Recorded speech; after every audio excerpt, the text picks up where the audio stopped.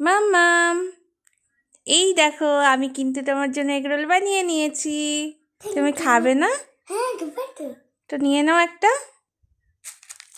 হ্যাঁ, খাও, ভালো করে খাও। ফোনটা রাখো। কি বলছো বলো, আমার দিকে বলো, আমি শুনতে পাইনি। মাম্মা কি বললা? আমি দুটাই খাবো। দুটোই খাবে? আচ্ছা, তুমি খাও একটা, তারপরে দেখো খেতে পারো কি। তো কি বললা, কেমন খেতে বলো আমাকে একটু, এইদিকে ফোনের দিকে তাকিয়ে বলো। ভালো। টেস্টি? তাই? আমি এইদিকে তাকিয়ে খাও। মামা কে বানিয়েছে গো? মামা। তাই? মামা ভালোবাসে, প্রত্যেক দিন নতুন নতুন জিনিস দেয় খাওয়ার, খুব ভালো লাগে না? খাও, এটা খেলেই তোমার ডিনার কমপ্লিট হয়ে যাবে।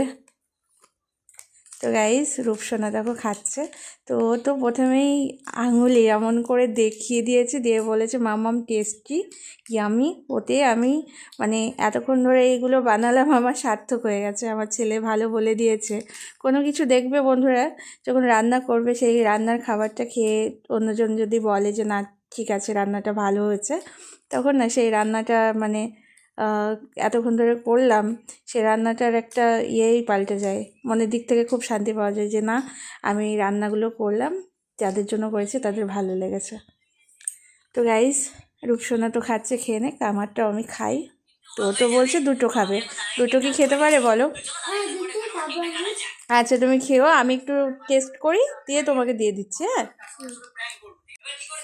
তো চলো আমিও খাই একটু।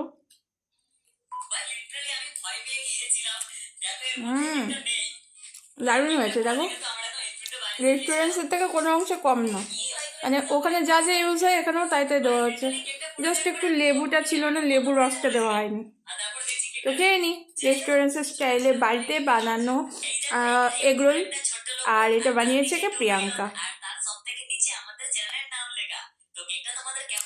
তো গাইস টাটা, খেয়ে নি।